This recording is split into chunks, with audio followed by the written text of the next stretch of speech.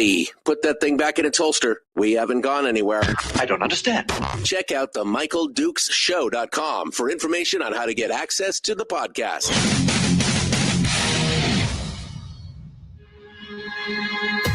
Welcome to the party, pal. The Michael Dukes Show. I have 2 guns, one for each of you. Firearms Friday. As Thomas Jefferson stated, it is the right and duty of the people to be at all times armed. Say hello to my little friend. I say that the Second Amendment is, in order of importance, the First Amendment. The right to keep and bear arms is the one right that allows rights to exist at all. The Michael Dukes Show. The right to keep and bear arms shall not be infringed. Firearms. From my cold, dead hands. Friday. This is my rifle, this is my gun, this is for fighting, this is for fun. Firearms Friday. Firearms Friday, your chance to sound off on issues of a 2A nature right here on the Michael Dukes Show. Hello, my friends, and good morning to you. Welcome to this Friday the 13th. My Lord, I'm not a superstitious person, but I wanted to shake my fist this morning at something. 5 years of this program, and I've only ever had minor internet issues for over the course of the years. And this morning, it was everything I could do to get us on the air this morning. It is definitely a Friday the 13th moment between that and the fact that our first guest, Yehuda Remer, ended up with the wrong link, an old expired link. I don't know how I grabbed that one instead of the right one, but it is, it's Friday the 13th. I'm not superstitious. It's all going to be fine. Don't worry about it. It'll be great. I'm armed. It'll be fine. It's going to be a good day. So this morning on the program, we've got a lot of stuff lined up. We're going to jump into it here in just a second. Like I said, with the news of the day and his thoughts on stuff that's going on around the country and around the world, and the reason why we are members of the 2A culture. We'll get his thoughts on that in hour 2. The show Top Shot, he's going to come in, and with him, I really want to focus in on the whole thing that's going on in LA, because I mean, it's like into the mouth of madness in California right now. And we'll talk about that, especially as a gun owner, and how does that make him feel, and what are his thoughts on the overall situation down there as well. And then, of course, as always, we're going to finish up with our friend Willie Waffle, who comes in for the weekend, just kind of light it up right before the end of the show for the weekend, our entertainment review, our movie and streaming. And, we've been doing that with Willie for going on 15 years now. So it'll be a good thing. All right. So that's it today. It's all about firearms, gun rights. It's our favorite day of the week. We kind of try and, we created Firearms Friday so that we could bring all those stories down to one day of the week and focus on them. And today is that day. All right, well, let's get started. I see down in the green room, we've got Yehuda Remer with us.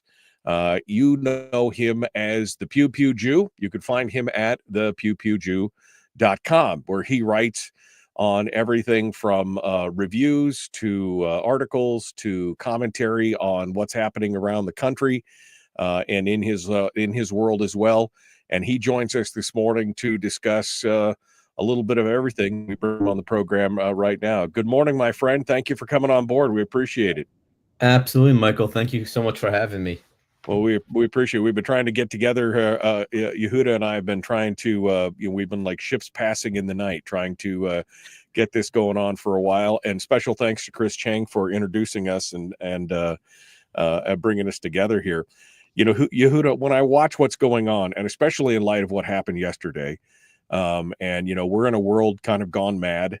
We've got war, we've got terror, we've got people who hate each other. We got a lot of things going on. And it just reminds me that this is one of the reasons why I'm happy to be here in America, because at least here we have the ability to kind of grab our own manifest destiny by our hands and take care of ourselves if we need to.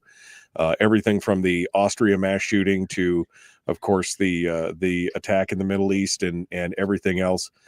This is one thing that at least gives me a little comfort to know that if I can protect myself in this country, and that's, I guess, one of the greatest reasons to be here. What are your thoughts overall on kind of the state of the world and your thoughts how it relates to the Second Amendment? Oh, well, I think the state of the world right now is a one-way FedEx ticket straight to hell. I think it's a very dangerous world we live in, and I always love when, I hear people say, like, yeah, I was talking to my grandparents and they said, oh, you guys have it so much easier these days. And I'm like, no, I think my grandparents, they might have not have had as many luxuries out there as we have today. But I'll tell you one thing, they definitely had it easier than we do today. But I think you see everything going on in the world. And especially as an Orthodox Jew, the Second Amendment is elemental to our survival. People with ARs don't get in cattle cars, right? It's that simple. It's Second Amendment protects us against tyranny, whether it's local government, the foreign government, doesn't make a difference. That Right. The idea of having a Second Amendment ensures that Americans have the right to defend themselves against all enemies, foreign or domestic. Yeah. Well, we lived our grandparents definitely, it was a simpler time in many ways, right? Life was a little bit simpler. They weren't necessarily influenced by everything. You didn't know what happened halfway across the world 3.5 seconds later, right? Right. You weren't inundated with that kind of information and everything else. And so it definitely was a simpler time. We do have a lot more amenities and a lot more luxuries and everything else. But I think you're right. I think that a lot of times that it's a little bit more complicated today, and with all the voices out there, it gets a little confusing. But there is comfort in knowing that you at least can defend yourself, your family, take care of things, and I think that that's important. You make the point, of course, obviously, that an armed populace is much harder to overcome. Yes. Jews with ARs don't get in cattle cars, and that's true with almost anybody. And I think that's one of the reasons why you've seen over and over and over again. One of my old friends, Aaron Zellman, who's no longer with us, he wrote about this extensively. Gateway to tyranny, how gun control and registration led to basically to genocide in many cultures and in many countries over the years. And I think that's why you see this push across the globe to basically to disarm people, because there are folks out there who just believe, because they're part of government, that they're doing the right thing and that everybody else is just kind of in their way, and we're the only ones standing in the gap at that point. No, 100%. Like I said, people with ARs don't get in cattle cars, and that doesn't just mean for Jews. It means for anyone. It truly is the barrier that separates free men from slaves. Yeah. You just wrote recently on your website about a rabbi who had written a book, and how the rabbi had written a little section about how he was just shocked, I tell you, that they would sell cap guns in New York, and went on to say how any representation of a gun was apparently a bad thing. I mean, I remember growing up as a kid, we played cowboys and Indians. We played in up here in Alaska. I remember we had a group of kids that we played allies and Nazis. I mean, we would hunt, we'd hunt them down, kind of thing in the woods with toy guns, with BB guns sometimes. We were a little radical, we'd shoot at each other with BB guns. But it really is just kind of part of our culture here. And the fact that people have become so, sensitive and inured to even the fact that, well, you can't even have a squirt gun or a cap gun or anything like that is kind of, I think, demonstrable of what's wrong with this country as far as letting people explore that kind of ideal of freedom or good versus evil, I guess I would say. Yeah, absolutely.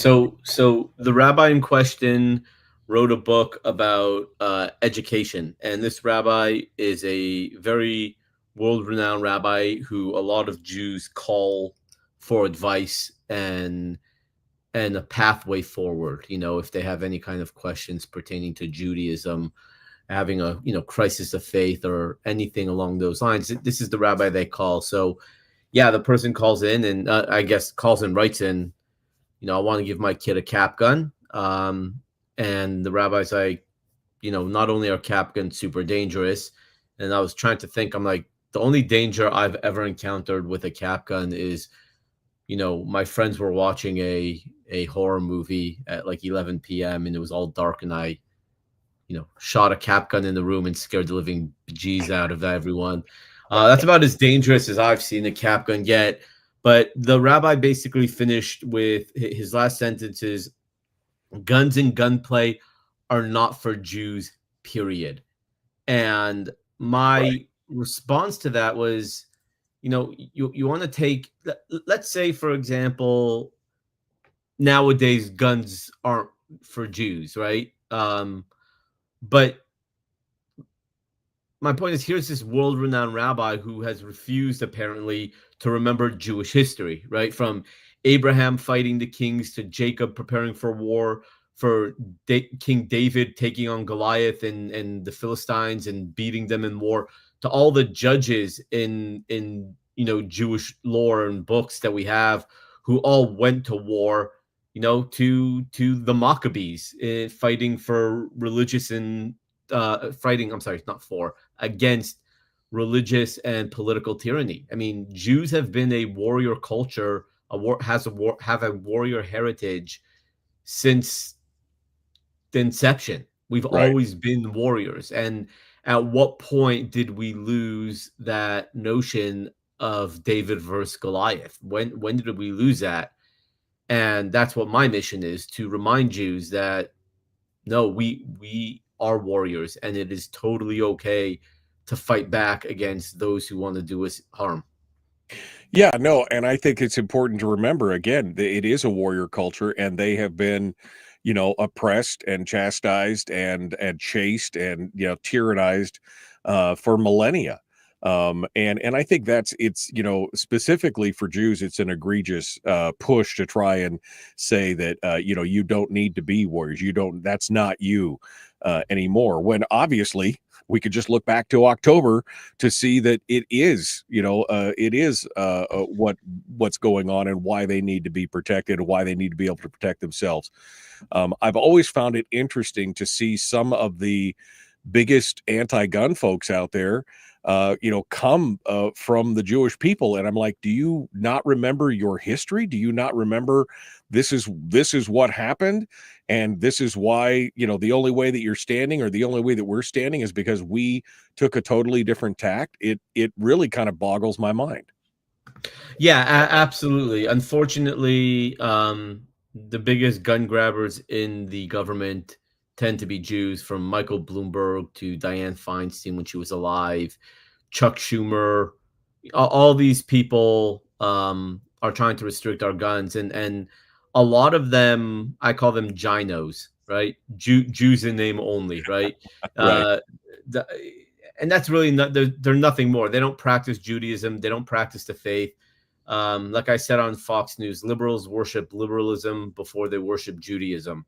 And I think that's a very fair and accurate assessment of the state of a majority of Jews in America today. Now, you got to keep in mind that Orthodox Jews, which I am, tend to be a little more right-leaning. They believe in Judeo-Christian values. So they believe in the sanctity of life, and that means, defense of the 2A. Now, again, that's not a blanket statement, as we just mentioned, that Rabbi wrote. But Jews, Orthodox Jews, tend to be pro-gun, pro-Second Amendment. Now, it's not for all of them. I have a lot of friends who are like, hey, we support the hell out of you, what you do, your books, what you're trying to do for the Jewish people. However, we're just not gun people. And I'm like, okay, you know what? I can live with that. You do you, Buttercup, right? Like, you wanna not have guns, not defend yourself. That's fine. As long as you're not trying to take my rights away and America's rights away, then I'm okay with it. That's the ultimate ideal, right? We don't want to say everybody should have a gun, because there are some people out there who should not have a gun. Exactly. Right. But I mean, we should all have the ability, as long as I'm doing me. My guns have never hurt anybody. 99.95% of all guns out there have never hurt anybody. There is a 0.5% of people out there who are doing bad things, but don't take them all away from all of us. And if you don't want it, don't do it. That's fine. Just don't impede my right to do those things. Absolutely. Yeah. Yehuda Remer is our guest. We're up against the break. We're going to continue here in just a second. You can find his writings and everything else, plus some great merch, including that shirt that people with ARs don't get in cattle cars, and many more, at his website. It's at the pewpewjew.com. We're going to continue here in just a moment with Yehuda Remer. Don't go anywhere. The Michael Dukes Show. Common sense, liberty-based, free-thinking radio. Back with more Firearms Friday right after this. Don't go anywhere.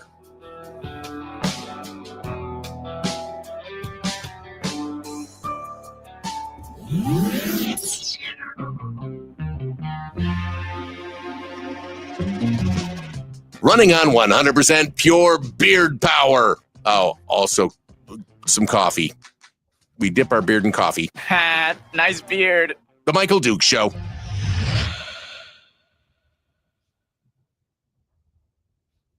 Okay, we're in the break right now. Yehuda Remer continues with us as our guest. Just you, me, and 40 of our closest friends on the internet right now, hanging out and doing it. How have things been going? You've been a little quiet lately. I know you got a lot of stuff going on. What's happening with you? Yeah, I've had some stomach issues. I've had stomach issues for a while, but in the last 6 months, they got significantly worse. They found some growths on my stomach. Thankfully, they were all benign. But I've had fungal, parasitic, worms, and I'm on 1, 2, 3, 4, 5, 6, 7 different pills. Now, luckily, I went to see this holistic doctor, which I loved, and all these pills tend to be more herbal supplements to help with all the parasites and stuff like that. So It's not like I'm taking drugs. But in the last 2 weeks since I started with this holistic doctor, I've never felt more human in my life, or at least in the last 10 years. It's helping, but it's like a 6-month battle that I'm fighting, and I'm only in week 3. So, okay. Yeah, I'm doing that, and I've kind of been slow just because of my health. Fortunately, I lost my job a few months ago, but I've got 2 very solid leads. So, I've just been dealing with life. Yeah. Oh, life. It comes at you, doesn't it? Sometimes. Yeah. Oh, yeah. God, yeah. So I've just been dealing with life, but I'm a fighter. I'm not a quitter. Yeah. Even though I want to quit 90% of the time, probably even more than that. But it's that 1% of the time. It just drags you across the line, doesn't it? Just drags you across the line. I want to quit, but I can't quit. I just can't do it. It's hard. It's hard to quit when you have 4 kids. Who, especially I have one kid who, worships the ground I walk on. Oh, my 9-year-old. So it's very hard to quit and then teach them that quitting is okay. Yeah. You can't do a tactical retreat in life, right? There's no tactical retreating. It's you either do it or you quit. Advance, right? Pretty much, yeah. But I'm working on 4 books simultaneously to add to my 9 previous books. So I'm working hard. Yeah. No, that's that's life when it comes down to it. There are times when you just wanted to throw your hands up in the air and shout at the sky, but you got to just kind of move. It's like the old guy used to tell me. He goes, if you're going to fall, at least fall forward. You're 6 feet, you're 6 feet closer to your goal, right? Just keep getting up and go again. Yeah, no, absolutely. Yeah. You got 4 new books. You want to give us a tease here in the next, we got a minute and a half here. You want to give us a tease as to what the 4 books are about? So we kind of have in the know here. Is this public or is this still? Well, I mean, it's on the internet, so it will be public. I mean, we're Oh, so broadcasting. no. So I'm gonna hold that close to my heart then, because I don't need some person stealing it from me. Oh, there you go. Especially all four are going to be, I think, really, really fantastic books. So, and I actually have one book that's already done. I'm just looking for sponsorship for it. So, Yeah. Yeah. Okay. All right. Well, that's fine. You can keep it under your hat. We're all about that. We're all about that right now. Again, Yehuda Remer is our guest. Brian asks, and this is a really Alaska question, totally ungun related question for Mr. Remer. Are caribou kosher? That is a fantastic question. I don't know the answer to it, but if you can tell me, do caribou chew its cud and have split hooves? They do, in fact. They do both? Yes. So if that is the case, then caribou is 100% kosher. And I did just look it up, and yes, caribou is kosher. I've never had it. Oh, it's delicious. Oh, it's delicious. Well, that's good to know. I might go after Blitzer and Donner and try it. Yeah, exactly. Yeah, that's right. Donner, Blitzen, we'll get all those guys. Blitzen, right. Yeah. Rudolph, that guy, he's the worst. Yeah, we'll get them all. All right, Yehuda Remer is our guest, the Pew Pew Jew. We're going to continue here in just a second. We're ready to return. The Michael Duke Show, common sense, liberty-based, free-thinking radio. Like, share, subscribe, ring the bell. Let's get to it. Here we go.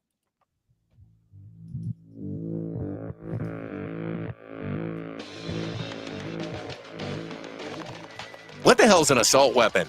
You know, if we could just figure out how to get all of the murder guns and the attack guns and not keep selling those to people and just sell protection guns, I think that would be great and solve a lot of problems. Does this mean that if we hurt your feelings, you'd consider the Michael Dukes Show assault radio? Okay, we can live with that. Here's Michael Dukes.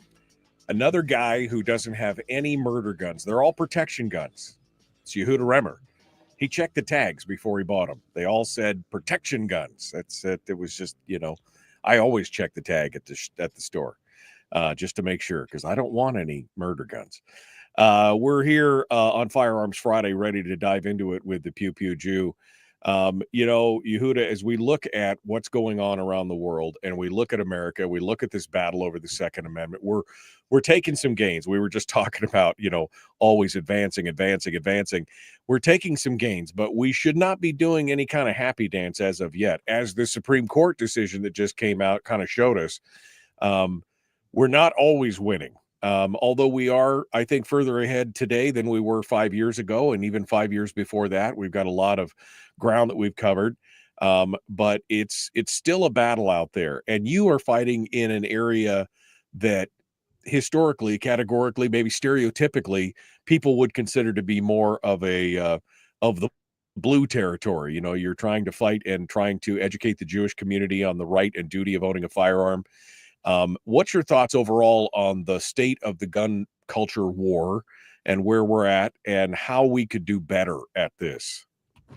So I think the state of the gun culture war is changing. I think that it's changing in our favor. I think there's a lot of people who are waking up, whether you are liberal, conservative. I think there's a big push to become gun owners, even in the liberal world. Now they're doing it so they can fight us, but that's okay because I've seen their training. But I think that there is a big culture shift in terms of firearms.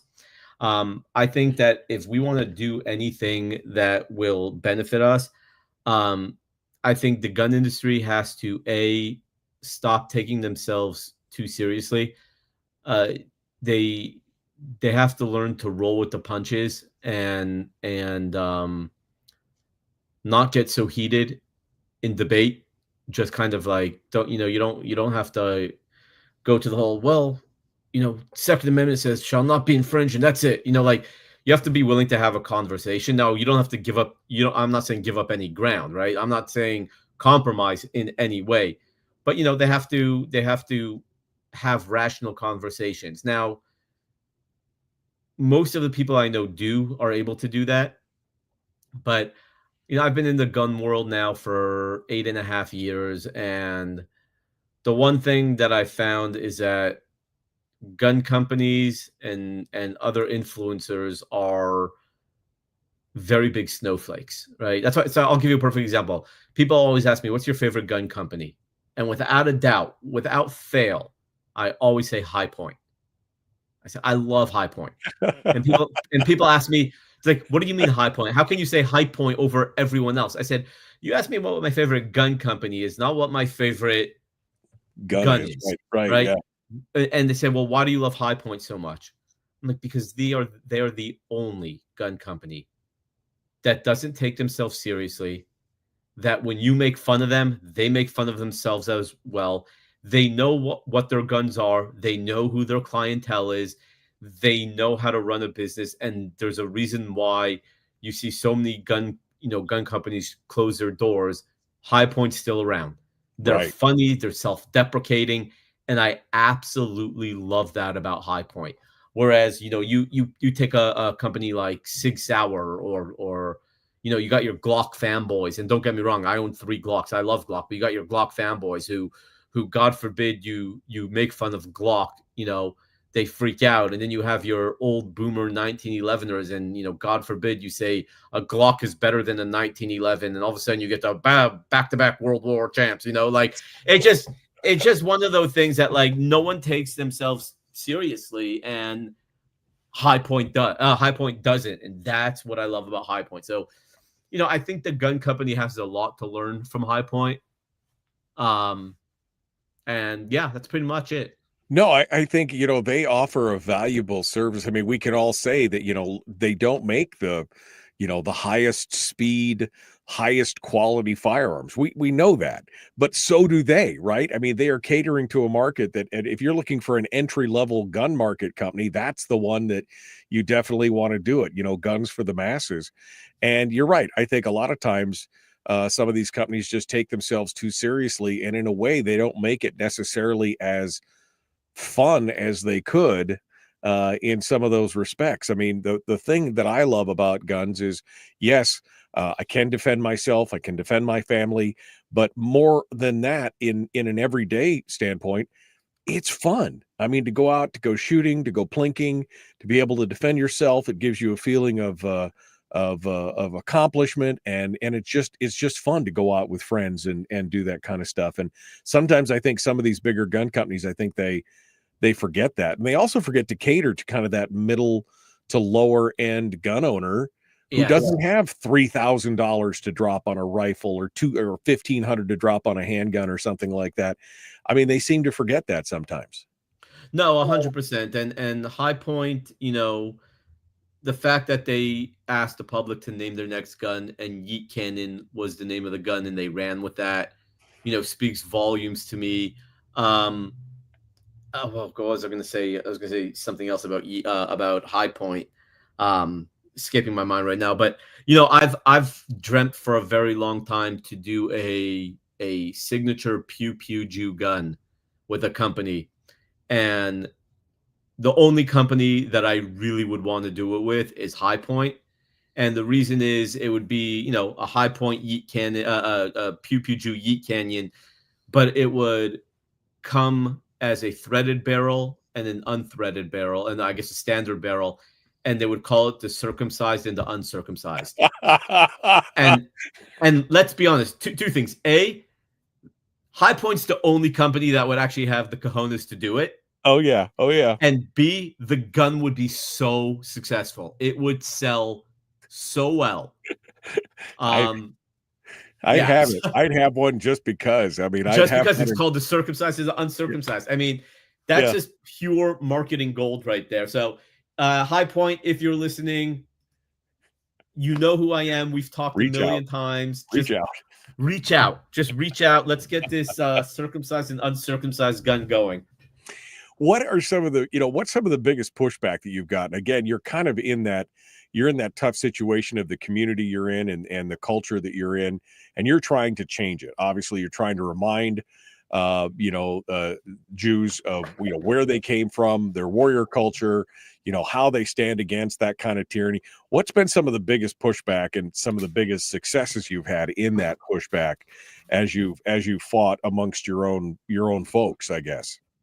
So at the beginning, when my first book was released in 2017, a book called Safety On, which is a gun introduction to the world of firearms for children. So it's all about gun safety for children. When that book first came out, I had a lot of people calling me you're a gun nut, you're crazy, you're a conspiracy theory, it's never going to happen, all that kind of stuff.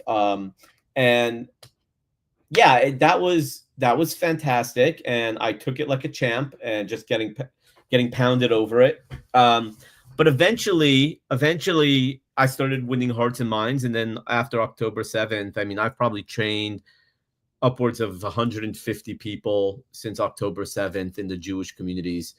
My voice is now being amplified. People are listening to me, and the pushback, there's still some pushback. Like I said, I get a lot of Jews, a lot from the liberal side. I had one person, and I actually wrote a blog about it. It's really funny.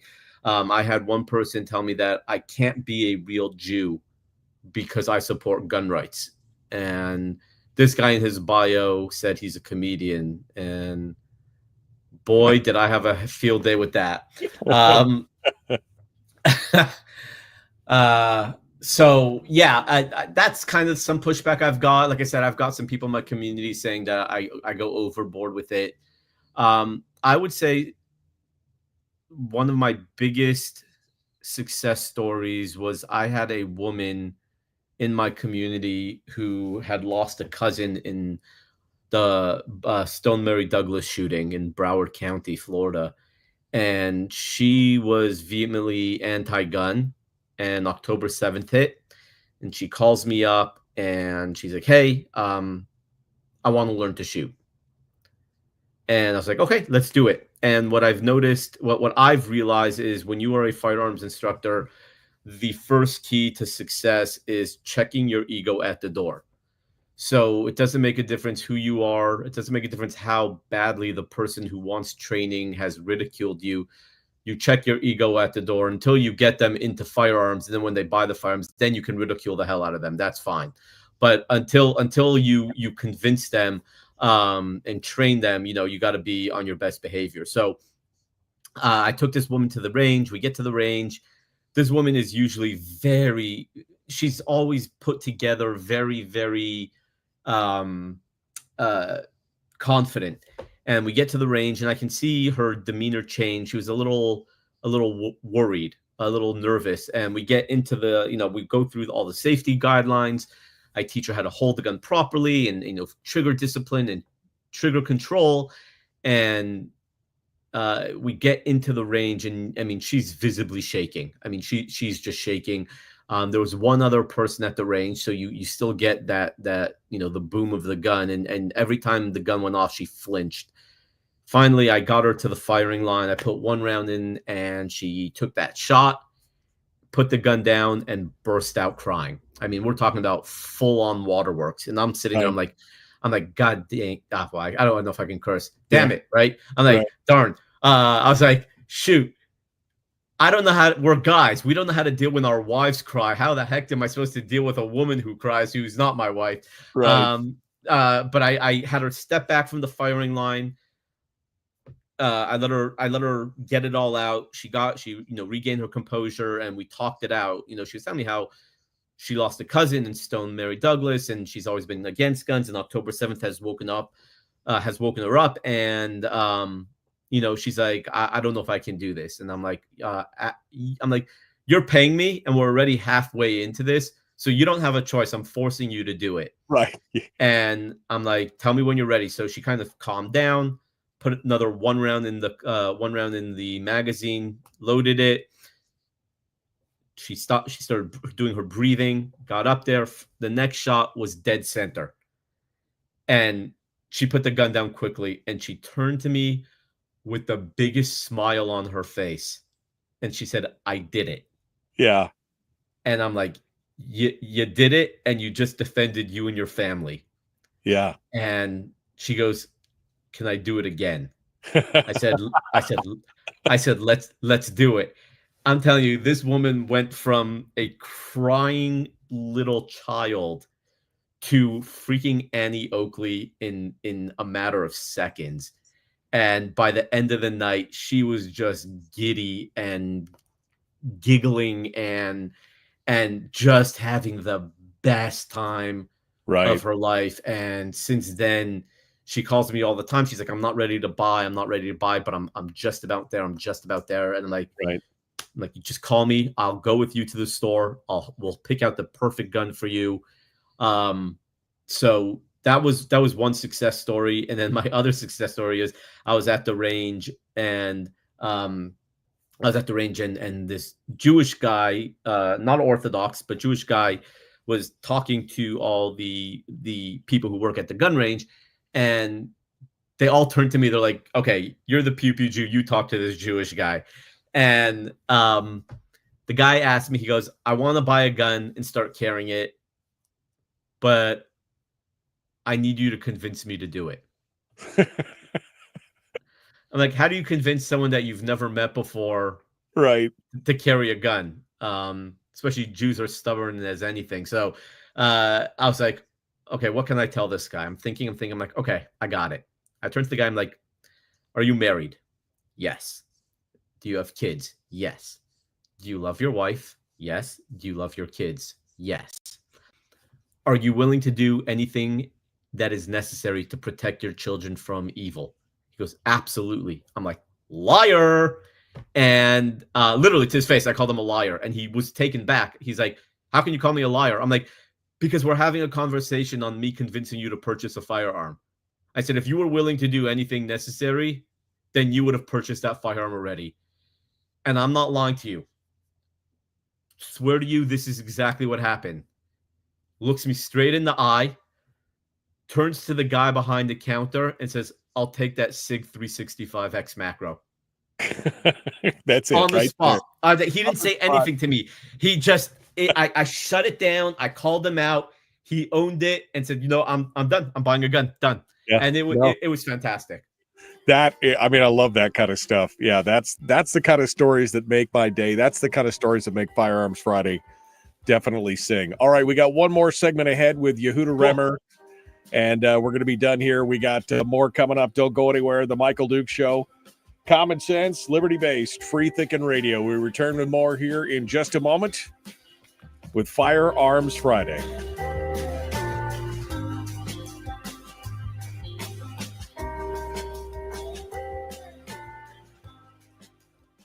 We're broadcasting live through a series of tubes. Allowing all of these entities to provide streaming stuff going on the internet. Well, it's kind of hard to explain. Sorry. Streaming live every weekday morning on Facebook Live and MichaelDukesShow.com. All right, we're in the break. Yehuda Remer is our guest as we continue on. Yeah, I mean, I've told a similar story. I had a similar story as a firearms instructor. I still remember, it was couples. We had like 3 or 4 couples there, and we had a bunch of Smith revolvers, 22 caliber revolvers on the desks in front of them, broken open and everything else. There's no ammo in the room, everything. And we're going through all the safety measures. We're talking about firearms. And so I tell this lady, I said, go ahead and pick it up. And again, we're not at the range. We're in a classroom. They're just sitting there. And same thing. She just burst into tears. She's just terrified of it. Right. And you're like, what, how do I do? You don't tell her, you just don't say, calm down, because we know how well that works. But it wasn't quite as quick as your conversion, but over the course of a few hours of discussions and talking, getting her, we have just been so inundated by the news media and the entertainment industry that firearms are like the tools of the devil, right? They're like some kind of mystical totem that the second you pick them up, everyone dies. Yeah. And she was terrified. She was literally terrified of the firearm. But by the next day, she was out at the range, plinking away. Like you said, big smile on her face, everything else. That's part of the problem. That's what we're trying to overcome, is this stigma from news and entertainment and movies and everything else showing that, firearms are somehow evil. They're just a tool like any other. Yeah, absolutely. That's exactly what they are. Nothing more. Yeah. It's kind of frustrating to watch that kind of stuff come to pass, but it is gratifying, like you said, when you could see and make those changes. Obviously October 7th changed a lot of minds. Yes. And and especially in your community. And of course, after that, we saw a lot of pushback, and we saw a lot of attacks, against people based strictly on their race or their faith. And of course, a lot of those folks would have been people who have been vehemently anti-gun, anti-self-defense, but that all changed. Do you think that's going to stick? Do you think that's you don't think so? You think it's fading already? It's faded away already. Unfortunately, depending on where you live,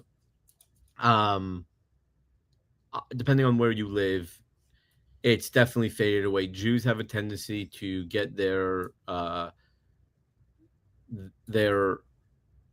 adrenaline up when things are happening, but then after a few months, it usually dies down. So I can tell you that there are tons of Jews out there who were begging me for firearms lessons, and they kept pushing and pushing. I'm like, okay, whenever you're ready to go. They're like, okay, we'll make time. They never made time, and now when I approach them, they're like, yeah, it's eventually we'll get to it. So it's definitely died down. It's unfortunate because, again, I tell people, don't wait for it to happen to you, but they do. They just wait until the next bad thing happens, or they rely on we have a law police officer that stands guard at our synagogue, and I'm like, yeah, but what happens if he gets shot and killed protecting you, and the guy gets inside? What are you gonna do then? They don't have an answer. Right. So, the guy's got a big target painted on himself outside the synagogue. He gets shot by somebody from a distance outside, and then they come in. What happens then? Exactly. And it's again, it's something that I'm fighting over, but I've come to the point now where I'm no longer proactive with it. If people want the training, I'm happy to do it. But I can't just keep screaming and yelling at the top of my lungs and falling on deaf ears. My favorite is Rabbi came up to me and he was like, we're happy you're at synagogue because we know we're protected. And I just turned to him. I said, Rabbi, let me tell you something. Every day, my one goal is to get home to my family safe. If that means a gunman comes into our synagogue, but I have a way out with me and my children, I'm taking that way out. I'm not putting my life on the line in order to defend the synagogue. Right. It's just not happening. I have a wife and other kids at home who depend on me. Right. I said, if I can't get out and I have to shoot my way out, then absolutely I'll make my final stand. But you guys are a very distant second to me getting home to my family. And when I told him that, he became white as a ghost. Like, they don't comprehend the idea that the Second Amendment, the right to self-defense, is an individual right. Right. No, they don't. It's 100%. No, and again, there's a whole cadre of people out there believing that they could pawn that off onto other people, whether it's police officers or security officers or you or whoever. I'm safe, you're here. Well, what about taking some responsibility for your own life, for your own family, for your own actions? And that's what I think that's what gets missed around here a lot of times. Is they're always expecting somebody else to pick up the pieces. All right, here we go. Jumping back into it, the Michael Duke Show. Let's go.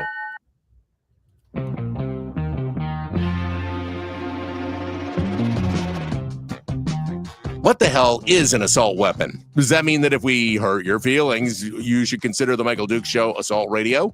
Okay, we can accept that. Here's Michael Dukes. Kind of a dick, but somewhat funny. Only somewhat funny. That's it. But it is what it is. Yehuda Remer is our guest, the Pew Pew Jew. We were just talking about, the idea that the Second Amendment is about an individual's right to self-defense, and we're here to defend ourselves and our families.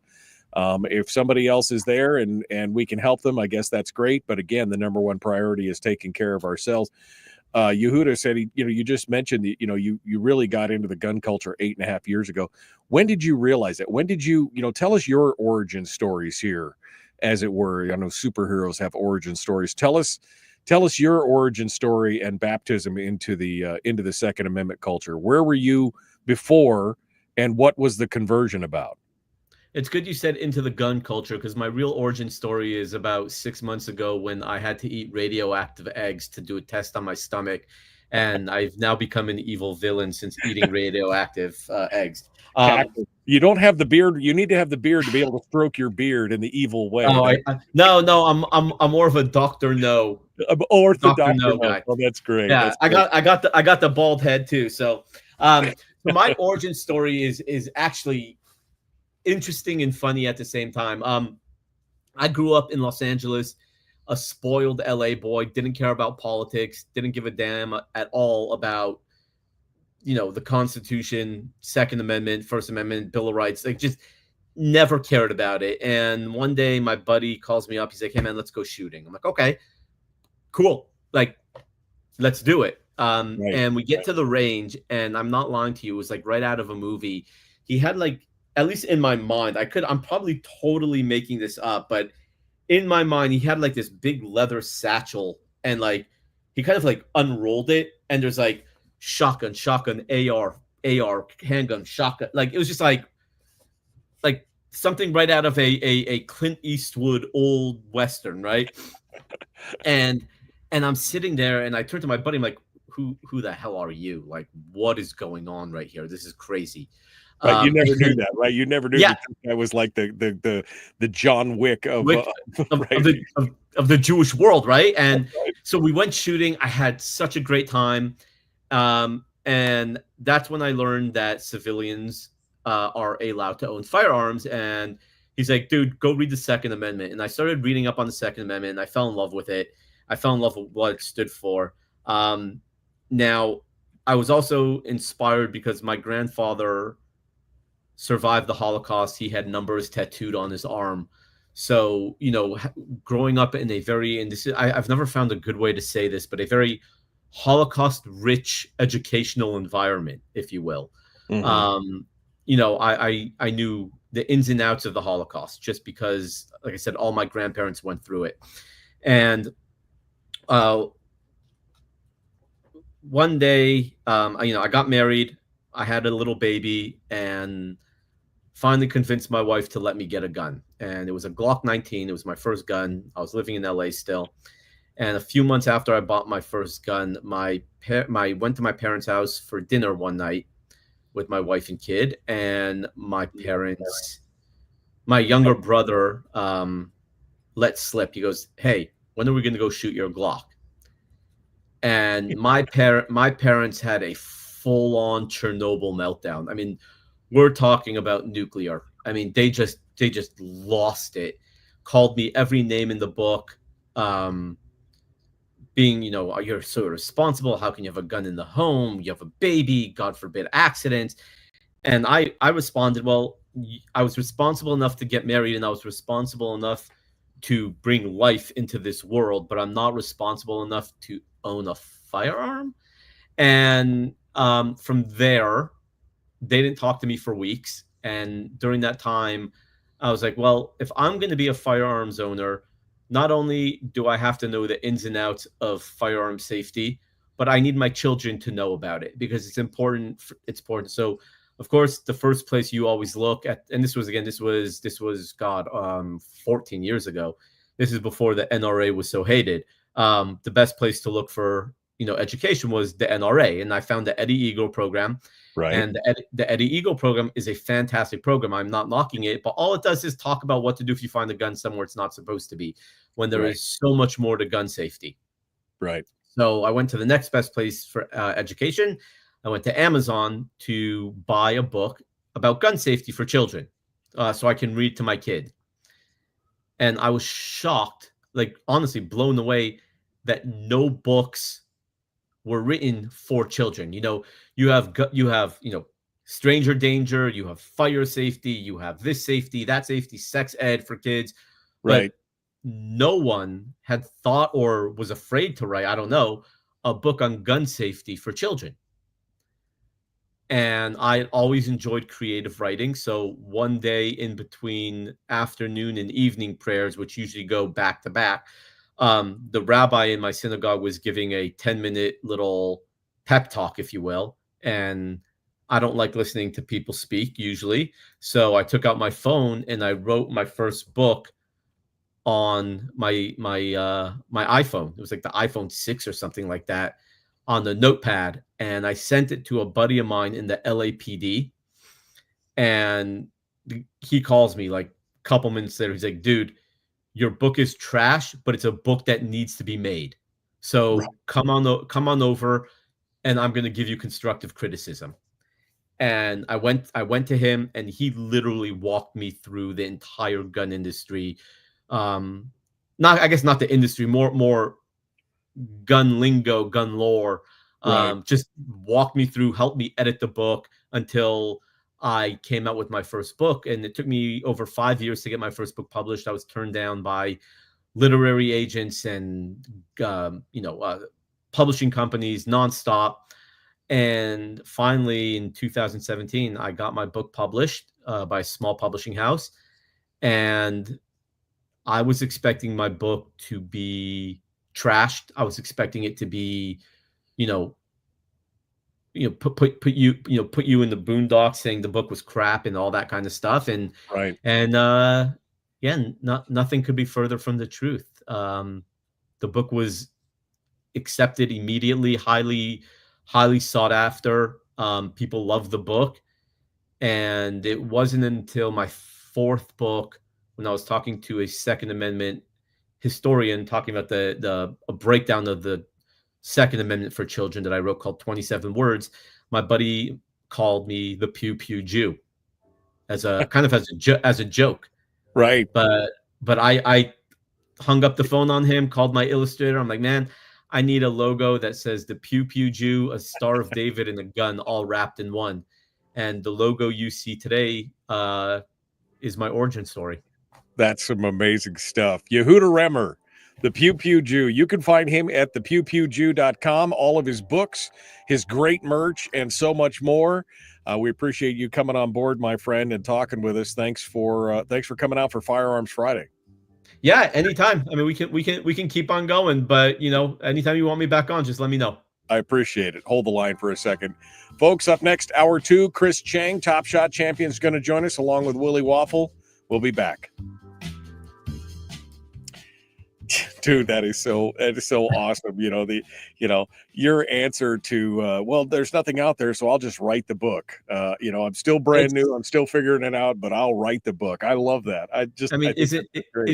Isn't that what the American dream is? Yeah. You see a need for something and find a need, fill a need, right? That's and exactly. And it's funny because one of my books, I don't know if you saw my book, Bullet Points. I haven't seen that yet.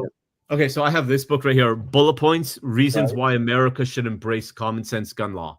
Right. I did see that. That's right. I saw that the other day. Like that's like no one had thought to do that in the gun industry. And I was like, I'm going to write a pro common sense gun law book.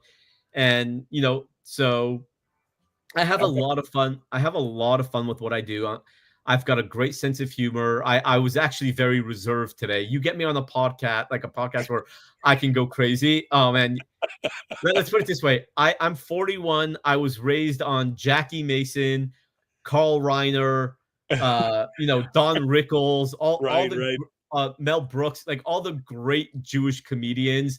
That's who I was raised on. So that's where my humor lies. So you get me on a podcast where, there's no FCC rules. Yeah. There's no FCC rules. Oh my God. You will I've done podcasts where we've got like 4 minutes in and talking in an hour podcast because just the host couldn't stop laughing. I mean, it's a lot of fun. So again, anytime you want me back on, if you need to fill in a guest, if I'm able to do it, I'm happy to do it. I love doing this kind of stuff. So just let me know. I really appreciate it. I really appreciate it. I had a great time. I've been looking forward to this. I've been following you for quite a while, and when Chris said he could introduce us, I thought that was a great opportunity. I'm glad to hear that your health is getting better. Thank you. And so just keep on that track, my friend. Just Thank keep you. keep falling forward, right? That's Yep. all you can keep doing. And just quickly, the first time I met Chris, I kind of geeked out. It Yeah. was at the Gun Rights Policy Conference. I Right. geeked out, but Chris is like, "Oh my God, I know who you are. You're the Pew Pew Jew," and I kind of fangirled even harder. So we took a picture together. And you want to know what Chris posted about? Chris took the picture. Right. He posted it on Twitter, and this is a true story. He literally wrote, "A gay Asian and a Jew walk into a gun rights conference together." Oh, that's great. I was like, okay, Chris and I are going to be friends. Yeah, So that is the perfect commentary right there. absolutely. All right, I'll let you get All back right. to your show, Michael. Thank you very much, and like I said, anytime. All right, I appreciate it, my friend. Thanks so much for coming on All board. right. We'll talk to you again soon. All right, Yehuda Remer, our guest, the Pew Pew Jew. We should do just a standalone podcast sometime, just with him. That would be pretty amazing. Oh man.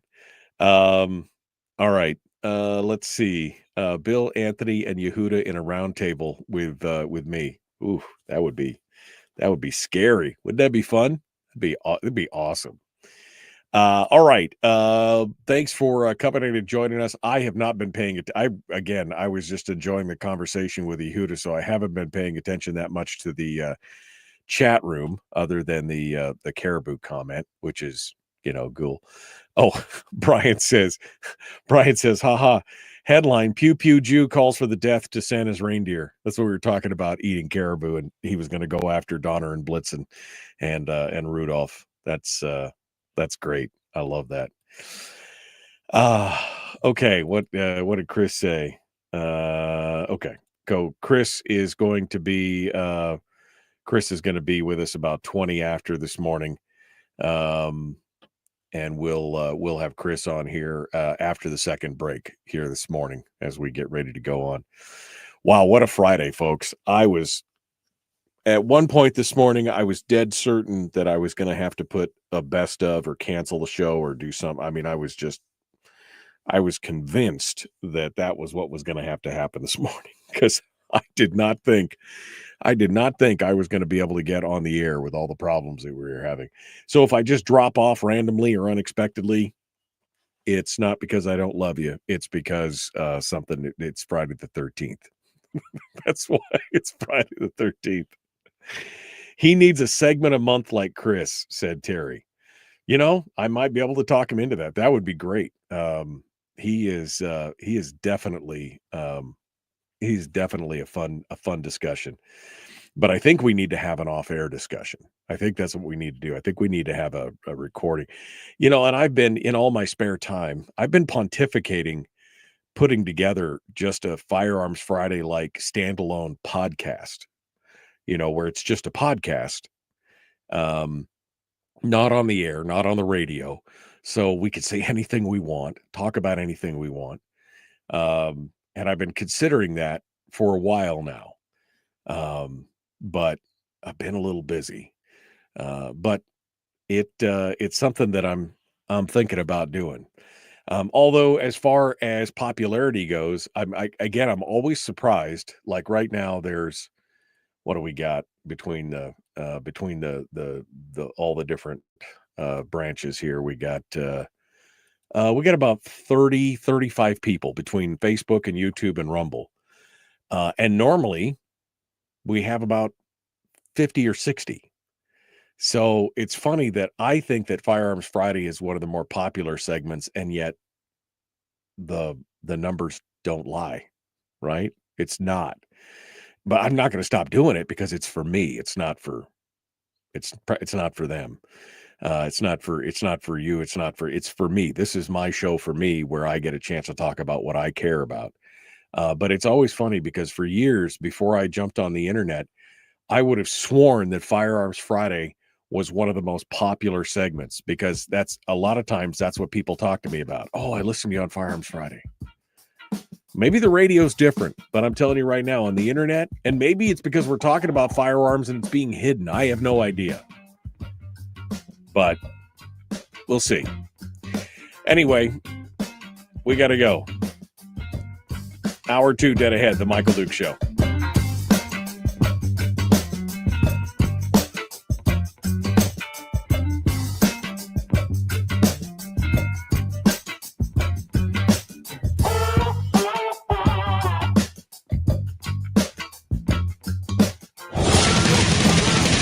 Whoa, buddy. Put that thing back in its holster. We haven't gone anywhere. I don't understand. Check out the MichaelDukesShow.com for information on how to get access to the podcast. Welcome to the party, pal. The Michael Duke Show. I have 2 guns, one for each of you. Firearms Friday. As Thomas Jefferson stated, it is the right and duty of the people to be at all times armed. Say hello to my little friend. I say that the Second Amendment is, in order of importance, the First Amendment. The right to keep and bear arms is the one right that allows rights to exist at all. The Michael Duke Show. The right to keep and bear arms shall not be infringed. Not be infringed. Firearms From my cold, dead hands. Friday. Take my rifle, this is my gun. This is for fighting, this is for fun. Firearms Friday.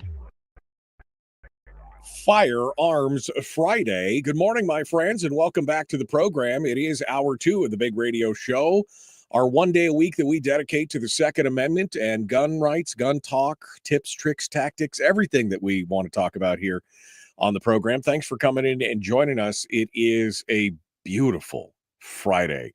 The sun peeking up over the horizon. It's another gorgeous day down here on top of the world in Homer, Alaska. And I hope wherever you are in the state of Alaska or listening around the world on the internet at MichaelDukesShow.com, I hope that you too are experiencing another beautiful summer day here as we get ready to crank into Firearms Friday. We just finished up with Yehuda Remer, the Pew Pew Jew, who is the author of, like 8, 9 books, 10 books right now. Plus he's got, of course, all of his apparel. My favorite t-shirt so far is still the people with ARs don't get in cattle cars. I still love that. I think that is absolutely fantastic. And he's got a whole bunch of different shirts out there. And if you feel so inclined to help support him, because he did mention his real job, his day job, he lost his day job a couple months ago, and so he's working on something else right now, and he's getting sick. But if you want to go over there and help support him, you could go over there and pick up a t-shirt or two. Or I know Brian just said he just bought his book. He wrote a book for kids called Safety On. That's his first book that he wrote, which was an introduction to the world of firearms for children. And I think that is it's a great book for you to go out there and check out. So he wrote that one, and the other one is the 27 Words, which is a children's guide to the Second Amendment. So go out there, and if you want to help support him, do that right now. We're probably going to invite him back on the program more frequently because he was a lot of fun. And I'm actually considering, we were just talking about it, doing a standalone podcast off the air, because he can get a little rowdy. We don't need no FCC violations around here. He can get a little rowdy. So we're talking about maybe having a sit down standalone podcast with him here one of these days as well. So fun stuff. If you missed it, you can go back and listen to it on the regular podcast or watch it on the replay on Facebook or YouTube or Rumble, and just enjoy yourself. It was a good discussion. Coming up here in just a few minutes, we're going to be talking with Chris Cheng, Top Shot champion Chris Cheng. He's going to join us shortly after the break. And then we'll be finishing up with Willie Waffle from wafflemovies.com, who's going to come in and do our entertainment review for the weekend. So I hope you guys are ready to go. We're going to get all this stuff squared away. Okay. I guess we're going to jump into some of the stories. One of the things that we were talking about with Yehuda was, this idea that somehow he's been trying to proselytize into the the Jewish community, trying to bring them around to the idea that the gun culture and gun usage and the Second Amendment are just as important to them as if not more so in many ways than any other parts of the culture. And somebody in the chat room, I think it was Terry, asked the question. She says, I'm surprised that the Jewish people are not more engaged in firearms after going through the Holocaust. And I mean, I agree. I think Yehuda touched on that the Jewish people as a whole are a warrior culture and always have been, going all the way back to David, etc. They've always been a warrior culture, and yet it seems like there's a huge chunk of them out there that have disdained that now, and are running anti to that. Now, the October 7th attack, that I think got a lot of people's attention, just like here in America, post-COVID, the George Floyd riots and everything else, people came to understand, although they may have forgotten it by now, but they came to understand that the responsibility for protecting themselves was on them, was on them. And it, I think that was a big change in America. But like Yehuda was saying, that the October 7th revival has kind of fallen off. I think we've seen some of that quietly die down since COVID and the George Floyd riots. I mean, we still got a big chunk of new folks in the gun culture. We've still got a big a group of folks who heretofore probably would never have been considered to be prime candidates for the gun culture. We're talking about probably women, liberal folks, minorities. Historically, they are definitely not, but post COVID, those folks were some of the biggest chunk of folks out there that were buying guns, because they came to realize that their personal safety was their responsibility. And like I said, maybe they've fallen off that a little bit, but overall, I think that it's still been a good thing. But it does raise the question: why do people come to not support the Second Amendment? And it's actually a question that Tom Knighton is taking on over at bearingarms.com. Tom goes to talk about, look, that there are liberals and there are progressives, and he says there is a difference. And I would agree that there are those that are liberal, and then the rabid ones I would consider to be the progressives, right? They, vehemently dislike the president. They vehemently dislike, I guess, the police in many ways. And yet there's this dichotomy out there. And this is something that I haven't understood for a long time, that there's a dichotomy in people who are so against, for example, the defund the police movement. And yet they are also at the same time vehemently anti-gun. And to me, those two ideas being held in the same brain just hurts my head. Because if you don't trust the police, if you believe that there's corruption and that there's targeting, first of all, that means that, one, you have to take responsibility for your own protection, because you don't believe in calling the police, and you don't believe that they'll help you, and they're, you're afraid of them. And two, you need to defend yourself from all the criminals and the bad guys, and you need to take your own defense in your own hands. And two, if you don't trust them and they can't be trusted with this kind of stuff, that would just reinforce the same thing. You need to be able to defend yourself. And this has come up recently. There was a discussion on Reddit on the in the liberal gun owners subreddit, and somebody asks, how can people on our side, the liberal side, how can they still be anti 2A if they believe that? Because all we're hearing today, right, is how Trump is a fascist and America's going to hell, and all this stuff is, all this stuff is going on. How can people on that side still be anti-Second Amendment? You would think that would drive them, just like when, Barack Obama was going to be elected or Joe Biden was going to be elected, gun sales across the country soared. You'd think that if people were upset and think Trump is a fascist and think that he's going to try and take over the world and you think that these people would be the ones that would be like, I'm getting armed now. I'm getting training now. I'm buying all the ammo I can now. But they don't. It makes me scratch my head. Like, why? Why would they, why would you do that? And I just don't have the answer. It is a dichotomy to me. Again, the whole point of if you believe that the government is, let me just be clear. I don't trust the government.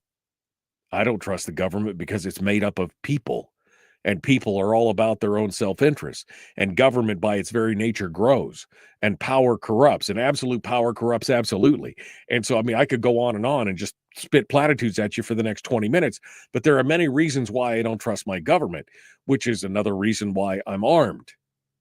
Why haven't a lot of these other people who are decrying the overreach of government and the fascism that's coming, why haven't they embraced the idea of the Second Amendment? Because if you go back and read, that was the whole reason why the Second Amendment was written out. First of all, they didn't think they had to. They're like, oh, this is pretty clear, right? Self-evident. But then they decided to delineate those rules or those rights in the Bill of Rights. And there's a reason that the Second Amendment is up there in the top 10, near the top, because they believed that to hold back the size and scope of government, they needed an armed populace to hold them in check. So why aren't more of these people pro-Second Amendment? I don't know. I don't know. Again, that idea that somehow you can defund the police, and yet in the same argument, the police are the only ones who are trustworthy enough to be armed, the common citizenry isn't, is a hot mess to me. A hot mess. All right, we're coming up on the break. We got more coming up. We're going to continue here in just a moment. Don't go anywhere. Chris Cheng, Top Shot champion, season 4, is going to be joining us, and then we're going to be finishing it up today with Willie Waffle. WaffleMovies.com. We'll return in just a moment. The Michael Duke Show. Common sense, liberty-based, free-thinking radio.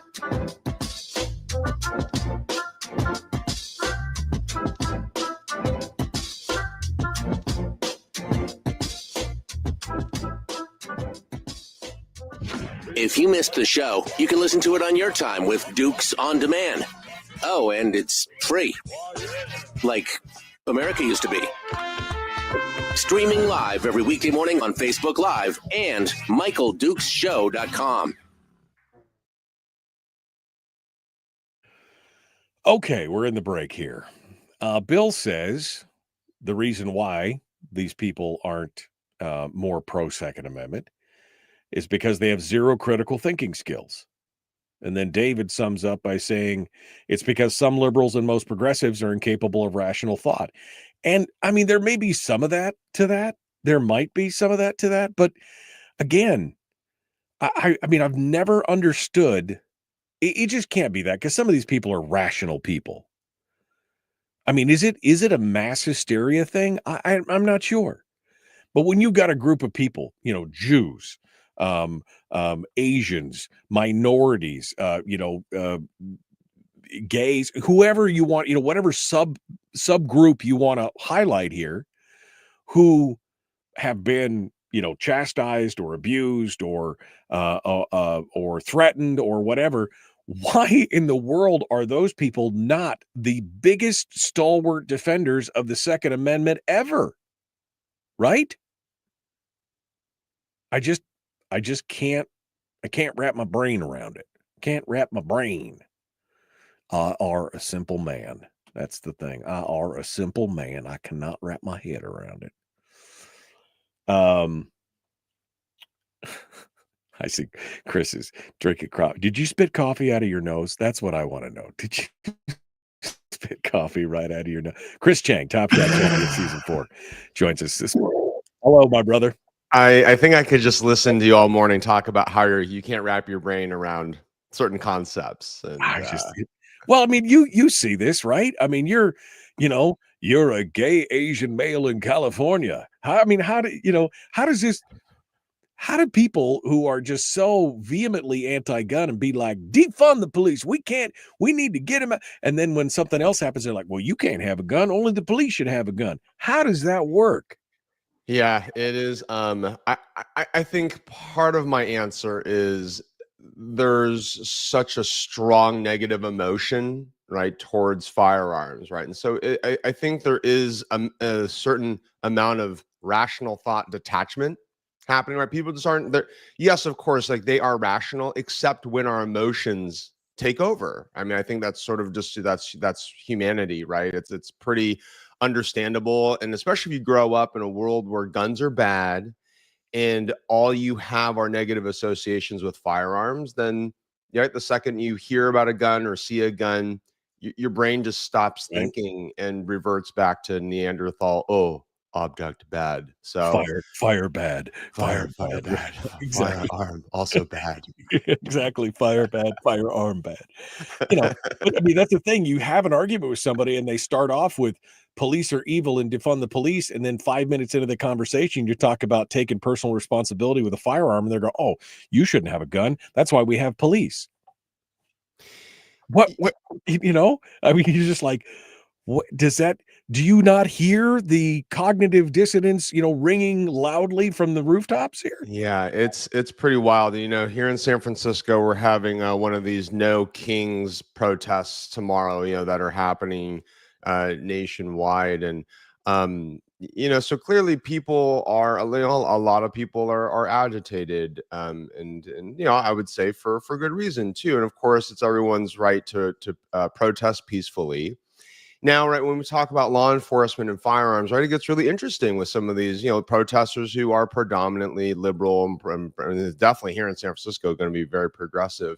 And it's this concept for me, like what I've been trying to advocate for and at least explain over the many years is, look, if you are in this camp of not trusting law enforcement and not trusting the government, and you want to keep yourself safe, and if you are part of a historical group such as the LGBT community, Asians, Latinos, etc., that have been marginalized, who have been a victim of a tyrannical government, yep, this is where firearms and the Second Amendment should be something for you and a civil right that you would want to exercise. And so you should be grabbing on. Yeah, you should be grabbing onto it with both hands. Is what. Yeah, you and so I'm 8 seconds away. I'm 8 seconds away. Hold on. And we've seen a big shift over the past 5 years, so we can dive more into that if we want.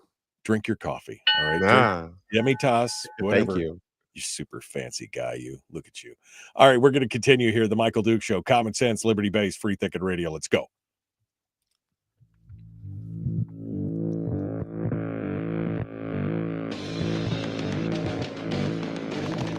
What the hell's an assault weapon? If we could just figure out how to get all of the murder guns and the attack guns and not keep selling those to people and just sell protection guns, I think that would be great and solve a lot of problems. Does this mean that if we hurt your feelings, you'd consider the Michael Duke Show assault radio? Okay, we can live with that. Here's Michael Dukes. Yes, that's right. We're back with the guy who has nothing but protection or murder guns. I can't see it from here, Chris. Which one is it? Is it murder guns or protection guns? So, I love, obviously, you know how much I love that clip. And on a serious note regarding that clip, right? Like, it provides a very clear window into what some Americans think and their viewpoint about firearms, right? That there literally are murder guns and that there are protection guns, right? And it's the same kind of paradigm around, right? That there's a difference between assault weapons and non-assault weapons, right? It's like there are these false paradigms, right? That a lot of, I would say, anti-gun and predominantly liberal anti-gunners, right? They present these false choices to people. And so let me give you an example. I know you just had Yehuda Remer, the Pew Pew Jew, on. He's a dear friend of mine. Right. And I recently had another Jewish friend a few months ago. He's also a fraternity brother of mine. He messaged me. He's like, Chris, like, I want to learn how to shoot, and I want to buy a gun. And I'm like, oh, okay, that's great. Yep. Let's go shoot. He wanted a firearm for home defense, not because at least he didn't tell me because, he was Jewish. His stated reason was for home defense. And he was telling me, though, he's like, he grew up in the Bay Area, where firearms were just a taboo subject, right? That his family didn't talk about it. He didn't have friends who owned guns, and just guns were just a scary thing. And the past few years, though, have changed that, where you're seeing a lot more Jewish people, a lot more Asians and LGBT and just literally all across the board. And one interesting demographic who's purchasing more firearms is the liberal demographic. Right. But so with my friend, he told me his mind shift changed, where he realized that there aren't any murder guns, right? Or protection guns. Like they're just tools. Firearms are just tools. And that simple paradigm shift in his mind, really changed the game for him. And now, of course, I took him to the range. We had a great time. We shot a whole variety of guns, from the M18, Glock 17, Glock 19, this is the MMP Shield, the MMP 2.0. I mean, we had a blast. And then 4 days later, I get a text from him. He said, I just bought my first gun. Right. So it begins. And he bought an M18. And now I'm getting pictures of, his targets. He's like, I'm getting better, hey, any tips, to improve my aim? He's like, I want to change up my trigger. And we're going shooting tomorrow. Right. So I've experienced this ground shift firsthand across a number of different demographics, the Jewish community, LGBT community, and the Asian community. Tomorrow, well, the reason I'm shooting with him is I'm having a LGBT pride fun shoot, right? I've had, for the first time ever, like, I just had this critical mass of gay friends who have been asking me to take them to shoot, taking them all one at a time on different days, right? This is like a big time suck. But I can obviously just like, hey, let's go to I have a private range in the Santa Cruz Mountains, and we're gonna have fun. That's it. And away we go. Yeah. Well, and that's how you convert people. That's how you get converts, is you take them out to the range and you see the smile on their face when they understand that they're not these scary, evil, everybody's going to die if you touch them things. They're just tools like anything else, and I love that. Chris, you're in California, God help you. And of course we've been watching what's happening in LA. And again, we were just talking before you came on about how I can't understand how people can have these dichotomous thoughts of, police are bad and they should be defunded, they're evil, but wait, you can't have a gun, only police should have a gun, and others like that. Same thing with the Jews, or with gay people, or whatever minority, sub-minority we're talking about here. I mean, it is just, it's crazy. And now we're watching what's happening in LA, And I would be wondering why the entire city of LA that's not participating in the riots wouldn't be hunkering down and dialing their congressman and saying, I support the 2A and ordering a gun and, be delivered by DoorDash or something. Right. I mean, this should be the biggest push for most of these people in my mind.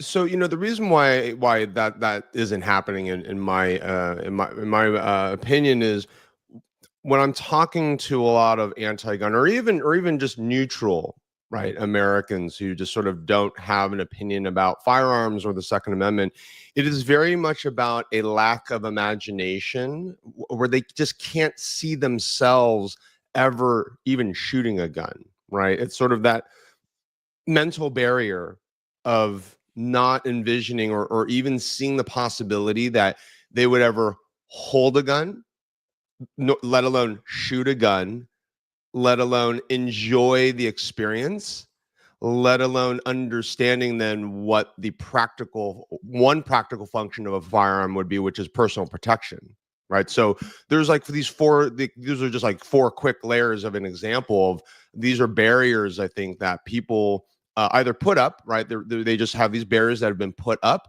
either by themselves or by their political party. Let's assume the Democratic Party for a second here, right? I mean, if you're a Democrat, you've just been told your entire life that guns are bad, that they are the cause of mass shootings, that they are the root of all evil. So if you've been spoon-fed that dogma your entire life, then it would make sense, right? That you're not going to be rushing to buy a gun. You're not going to be, advocating for your Second Amendment civil rights. And so this is where I think, for most people, we learn the hard way, right? With a lot of lessons in life. I mean, look, it's sort of like, you want to learn that fire is bad. You should get burnt, right? By touching fire, right? As a kid. Right. I mean, except for the best, they always said experience is the best teacher. They never told you that it was always better if it was somebody else's experience. I'd rather watch you get burned and me not, and learn not to stick my hand in the fire, right? I mean, that's the way to do it. Yeah, and so what we're seeing, I think, over the past 5 years in particular, right? And I say 5 years because I think the pandemic, right, was really a clear game-changing, paradigm-changing event that really forced people to call into question, how safe am I, right? And is the government keeping me safe? Is law enforcement able to keep me safe? And for more and more people, depending on where you live, well, that answer became, well, either no, I don't think the government's going to keep me safe, or maybe it's the government isn't going to be able to keep me as safe as I thought that they would be able to. Right. So that's where people, right, are starting to kind of think more and maybe have that potential vision of themselves holding a gun, shooting a gun, enjoying the gun, and using a gun as protection. And this is a journey for everyone, right? So I think, we need to be respectful and try our best to meet people where they are, right? If you and I go to a anti-gunner and just say, oh, you should be exercising your Second Amendment rights, like they're going to roll their eyes at us, right? Right. And for someone like that, it's often got to be either a softer approach, or they learn the hard way, right? That they're going to get mugged. And I hate, right? We don't want these things to happen, but they're going to get mugged. They're going to get attacked. Their house is going to get broken into. Their car window is going to get smashed. Something bad is probably going to happen to them or someone that they love or care about that would then force this question. And, that's just, I think that's just human nature. That's because there's no atheist in a foxhole, right? I mean, at that point, because now reality has come crashing down on them that they too could be a victim of these kind of crimes, or they too could be. And like you said, maybe a lot of people in Los Angeles or in those areas are watching this and thinking, oh, well, that's happening down the street, but it'll never happen to me. Until it does. And then they get, and that, I think you're right. I think COVID was a big turning point for a lot of people because they could see this violence in their communities. And now this no kings thing, like you said, I don't know what San Francisco is going to look like, but I mean, a lot of places are kind of bracing for a potential of the same kind of violence. And I mean, it's good for us in one way, and is that it makes people think and maybe want to protect themselves. But I don't understand why they can't see it now. To me, it's pretty clear that we should be taking responsibility for our own actions. But I'll give you the final word here. We're down to 90 seconds here, Chris. So, what final thoughts for the day, for the weekend, for Friday the 13th? What are your thoughts today? Yeah. Well, America, we continue to struggle, right? It's been a rough, let's call it a rough decade. I mean, it's at least, I mean, it's, and look, like, the thing that's always refreshing and I guess reassuring to me is if we just look at history, right? Like American history or any other country's history, is that things are cyclical, right? Then every country has ups and downs. That said, I mean, there, for some Americans, right, this is a big low point, right? Whether it's financial struggles, whether it's instability for a variety of reasons. But this is America's still a great experiment in the context of world history, right? We are a very young country. However, we have very passionate people, right? Americans are very strong-willed. And look, I don't necessarily love the whole no kings, like, I'm just not a protester in general. But that said, look, like, a beautiful thing about this country is that we have the right to assemble, right, and to protest against the government, right? Like, and look, at its core, yeah, of course, I support anyone who wants to peacefully protest against the government. Still the greatest country on earth. That's what it's all about. And what I hope we the point I hope we get back to is where we can, as Americans, can agree to disagree on whether it's immigration or gun rights, because look, like, we're never going to agree on everything. Like that is just baseline. We're never going to agree on everything. And how do we peacefully coexist in this great country that we have? And that when we have these disagreements, that we don't end up burning down the cities and tearing things apart, canceling each other.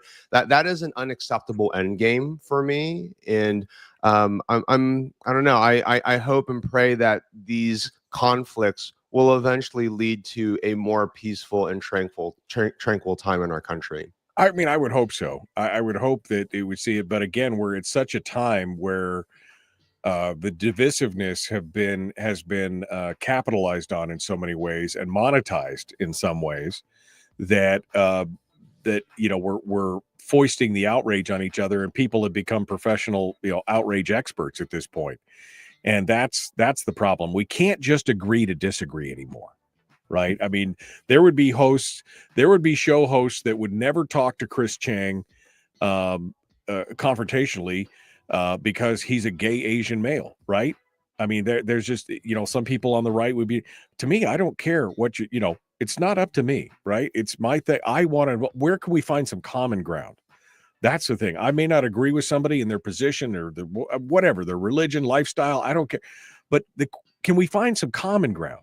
And that seems to be vanishingly rare today. Mm-hmm. That's the big thing. It just seems to be, it's going to the sightline, down to the horizon. And I'm seeing it's squeezing tighter and tighter to where we're becoming more of a minority of being able to say, hey, can't we all just get along and find something to have a beer about?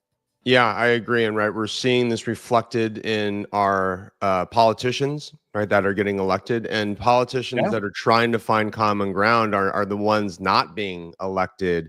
And both the left and the right are electing these very polarizing, hyper political, just drinking the dogma of whatever political party soup that's being fed. And I don't like it. I don't like it at all. I think moderates in the middle, right, we are getting squeezed out. But again, I think this is all cyclical. I think the pendulum will swing in the other direction. Not anytime soon, but eventually. Yeah. It's going to take some time, and it will take those of us speaking out, right, and voting, right, and speaking with our dollars too, right, if it means supporting politicians who are more in this kind of moderate, middle ground, common ground area. Yeah, no, and I would hope that it could be done. I mean, if it's going to happen peacefully, it takes longer. I just don't want to see the other side. I just don't want to see it come to blows, which more and more these days, it seems like that might be a more a more realistic solution, is that there is some kind of coming to blow moment, and nobody wants that. I interviewed the guy from Sarajevo here about 15 years ago when they had the civil war there, and I'm like, you don't understand. Nobody wants that. Not really. You may be thumping your chest with your 3% patch on and all your ammo and your MREs in your garage and be like, I'll be fine. Nobody wants that. I don't care who you are, because in the end, it'd scar us even worse. We just need to be able to come together, and I don't know how to convince more people of that. But I guess we just keep doing what we're doing. We just keep preaching truth. Yeah, exactly. I think it is about encouraging, facilitating calm, rational conversations, respecting people's emotions. Emotions are these funny things where, look, like, your emotions are yours, and on some level, of course, like, they're legitimate and valid. On the other hand, it's like, look, like, where are those emotions coming from, right?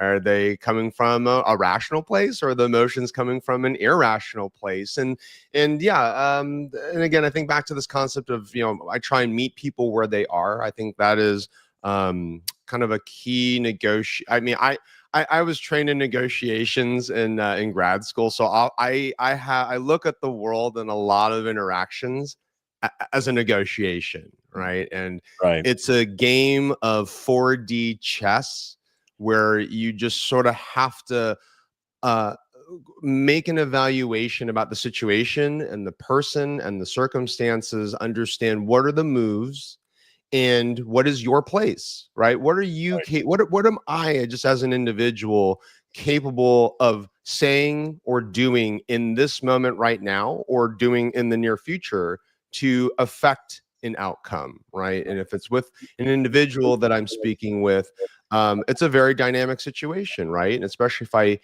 if I've just met them. But this is where, look, if I've just met somebody, I love meeting new people, and it is about finding either common ground or interesting things to talk about, and to learn about someone's background, and to discuss an issue within the context of their world, right? Not in the context of mine. We're going to have to pick this up. My phone's ringing. I got my next guest on the line, Chris Cheng, Top Shot champion, topshotchris.com. My friend, hope you have a good weekend. We'll see you next week. Thanks so much for having me on. All right. Thanks so much. Here we go.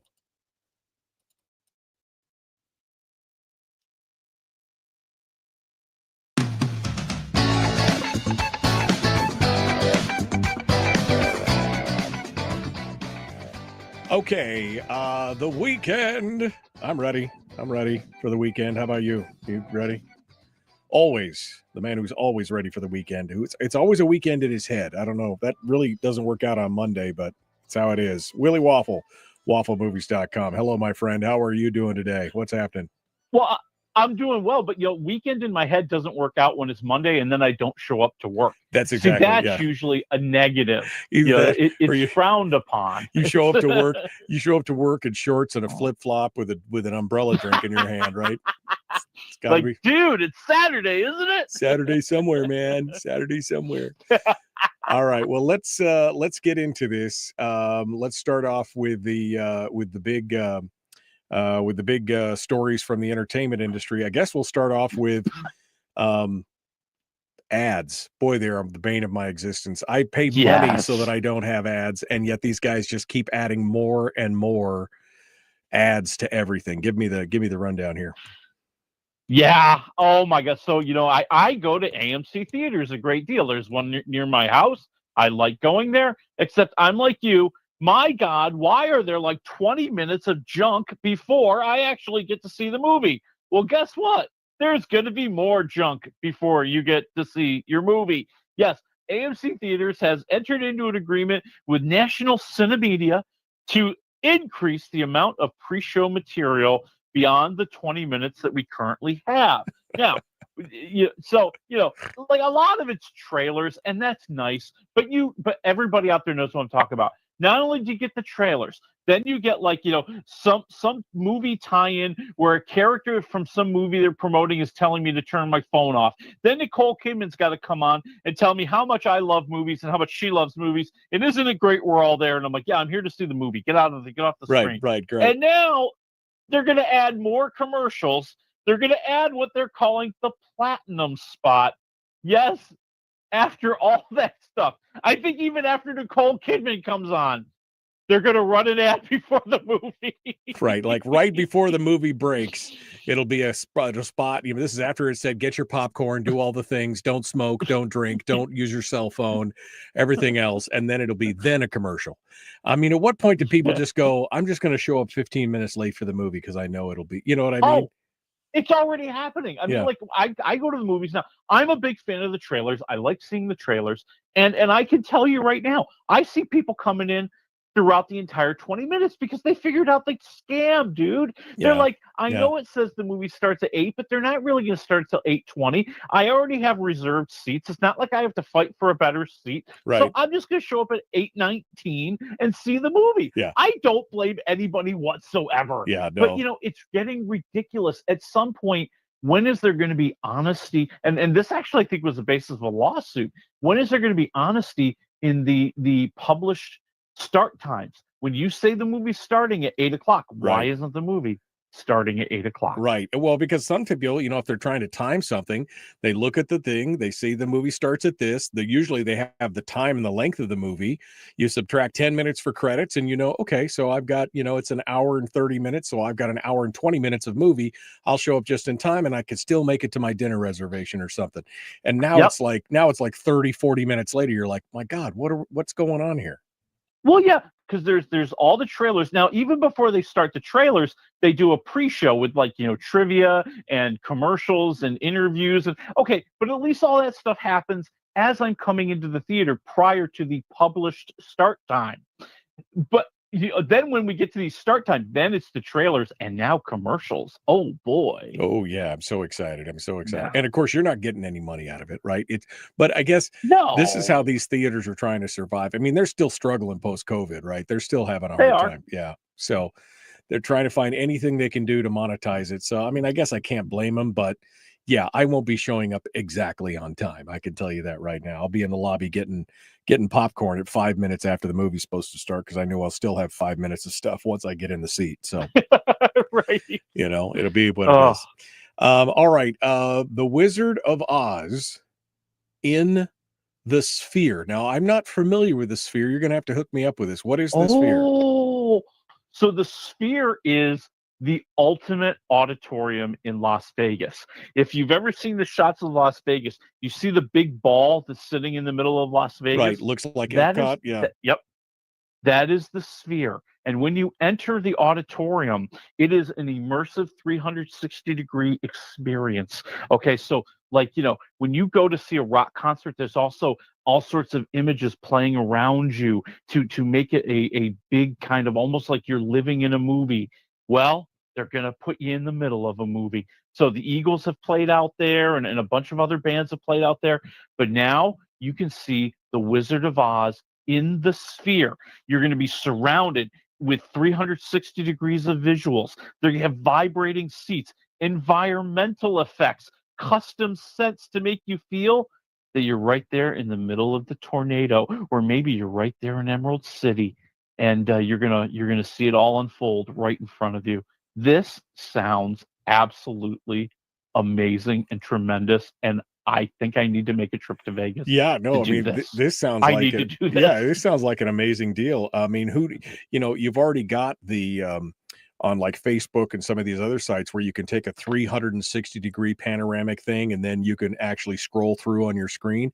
So why not be able to do that? What if they start shooting movies in the future in 360 degrees, Well, that's the idea. And they're taking the Wizard of Oz and they're using schematics and they're using plans and they're using the sets to really recreate the movie all around you. I think it's going to happen. I mean, U2 did a big deal out there during one of their concerts where they did all sorts of stuff around them. The Eagles have done this. I think I'm surprised that the people who run the Sphere haven't hired like Steven Spielberg or somebody to do a special 360 movie exactly the way you talked about. I think it's begging for it. It's got to happen eventually. Someone's gonna do it. Even if you got like a David Attenborough, swim with the whales, right? Underwater photography. Oh my God, that'd be and cool. you could look around and the whales are all around you, coming up behind you and in front of you. And I mean, that would be super. That would be super cool. So yeah, I mean, like you said, maybe this time. When is this going on? So this is going to happen in late August. So, they have a bunch of music acts lined up right now throughout the summer. So late August through the fall, you're going to be able to see the Wizard of Oz there. They're going to do like 3 shows a day or 4 shows a day, something crazy like that. Yeah. Okay. All right. Well, let's move on to superheroes. Wonder Woman is getting another movie. Is that what I'm hearing? It's happening. So, and this didn't come like from some rumor. This didn't come from like, some tabloid. This is DC Chief James Gunn, who says, yeah, we're writing a Wonder Woman script. We're developing it. We're going to make it happen. So they're working on it. Well, so of course, then the rumors started flying. Who is going to be Wonder Woman? Who's in the running? And 3 names have emerged. And I'll see how you feel about these 3 names. Number 1, Adria Arjona, who was Bix Colleen in Andor. If you ever saw the Andor TV show. Yeah. Okay. All right. Alexandra Daddario, who was in the movie version of Baywatch. She was in The White Lotus. She's in Mayfair Witches. She's the one I want to see be Wonder Woman. Okay. Because I think she's physically the closest to Wonder Woman. She's got amazing blue eyes that will just light up the screen when she's Wonder Woman. And I think she can do the physical parts, I think, better than some of the other actresses. Okay. And then there's a third choice. The one who I worry is going to get it, but maybe not going to get it after what happened last week. Ana de Armas. Yeah, after Ballerina kind of didn't do that great, she might not be getting it anymore. Well, and she's tiny, right? She's smaller. Yeah, she's smaller. I mean, again, Wonder Woman is an Amazonian, right? She's an Amazon, right? That's the whole thing. That's why I thought Gal Gadot was a good thing, because she's a big, tall lady. Perfect. Big, tall lady, and I mean, I wouldn't mind seeing her come back. I thought she did a great job in Wonder Woman, but I know they're changing things. I know Gunn kicked Henry Cavill to the curb. The new trailer for Superman looks pretty good, but I mean, I just don't know at this point. We'll have to see. We'll have to see if DC can pull it out with James Gunn at the helm, because that was the problem. Is I think they just didn't have a good vision, and Gunn's got a pretty good vision for what these things are supposed to look like and feel like. Oh, no, I think he does, too. I think the casting is going to make a big deal about it. I think the casting is what's going to win us over. I don't know how to say it. I'm having my doubts about Superman. Are you? I'm having I've seen the trailers, too. And this Corn Sweat kid, I don't know if he's going to be a great Superman. I just don't know. I don't know. I just don't know. And I'm definitely getting some Christopher about it. I'm getting some Christopher Reeve vibes from the kid, right? He's not the darker, that would be nice, and that's good. But we'll have to see. My wife is like you; she's like, I don't know if I'm sold. She loved Christopher Reeves. She loved Henry Cavill. She's like, I don't know. We'll have to see. But I am living to see Nathan Fillion as the Green Lantern with the bowl haircut. I think that's hysterical. Oh, that's going to be very good. And I'm sorry, Superdog just wins me over. Yeah, okay, Crypto. Like so someone knew what they were doing. Like, hey, let's get Crypto in here because, dude, people love dogs. Yeah, trust me. That's going to be good. We'll see what it looks like. All right, we're running out of time here. Real quick, I heard it is May the Schwartz be with you. Yes. It has been often rumored, but never confirmed until yesterday. Ladies and gentlemen, there will be a Spaceballs 2. Mel Brooks made the announcement. If you get a chance, find the announcement on YouTube. It's hilarious. Yes, he is going to return. He's going to return as Yogurt. And they have also lined up Bill Coleman to return as Star-Lord. And Rick Moranis will be back as Lord Dark Helmet. Yeah, he's coming out of retirement. Oh, man. All right. I think that's the best part. That's the part that gets me excited. And Josh Gad's going to be in it. He's been developing the script and working with Mel Brooks a lot. I think I also saw Keke Palmer is going to be in it somehow as well. So a lot of people. So 2027 in what they are billing as a non-prequel, non-reboot, sequel part 2, but with reboot elements franchise expansion film. There's no cynicism in there. All right, well, let's move over to the things. We don't have a lot of time here. Echo Valley on Apple TV. What are we talking about? A really good movie. Julianne Moore, a mother who's recovering from personal tragedy with her daughter, played by Sydney Sweeney, who's a heroin addict. And she shows up all the time, and every time she shows up, there's trouble. Well, there's big trouble, because now all of a sudden she's gotten herself into some mess where she shows up with a dead body in the trunk, and Julianne Moore's got to take care of business. I think it's a solid movie. I think, it's a movie that kind of gets complicated as it goes along. Domhnall Gleeson is fantastic as an evil drug dealer that shows up in the movie. I think you're going to love him. I think it becomes a decent mystery about, well, what happened? We have her story. Is it really the truth? We haven't been able to believe her, as we see throughout the movie. I'm going to be at 3 waffles. I think it's a good, solid drama movie. Yeah. Okay, dark drama, mystery. I think it was something we could be down for. That takes us over to the theaters, where we've got The Materialists. Yeah, again, I think you've got a good, decent movie here. It's Dakota Johnson playing this New York City matchmaker who gets torn between her old flame, played by Chris Evans, and her new guy, played by Pedro Pascal.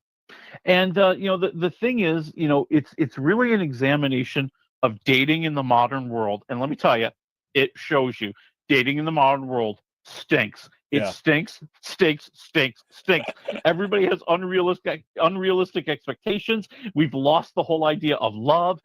Even Dakota Johnson, her character's about this is a deal, right? Everybody's got what they want. Right, all the men want young, hot women. Right. All the women want rich, tall guys, and she tries to put them all together. But Chris Evans, the guy she really cares about, he's poor, but man, she really cares about him. And you wonder if they're going to end up together.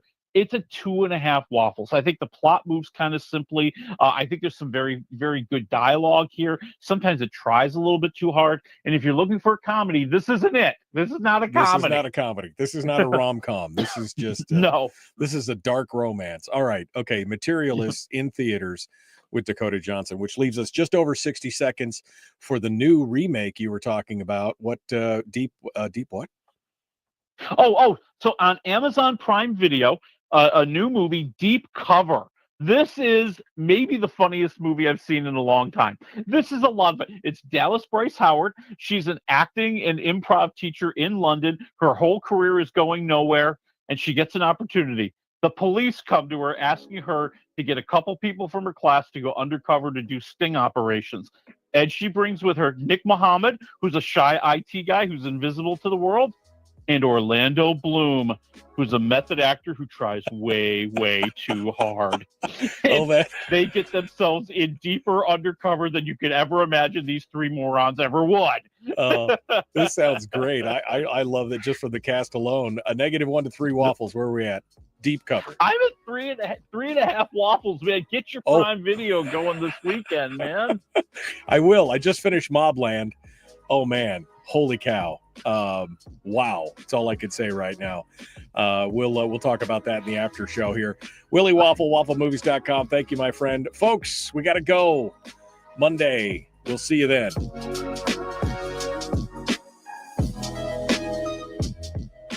Yeah, that sounds hysterical. I mean, Orlando Bloom playing a method actor. I could just see him being so over the top in that. And Dallas Bryce Howard is she's got some chops. I do enjoy her. She's a good director too. But I really enjoy her. And I think she's the glue that holds it all together. Because she's kind of the lead actress. She's the one who's kind of trying to direct all this motley crew, if you will, to try to make sure they don't all die. Right. And that's where the laughs come from, because they're getting in deeper and deeper and deeper, and the police are like, "We're not pulling you out. We haven't been able to get this far ever. Yeah. You guys are the best. We love you.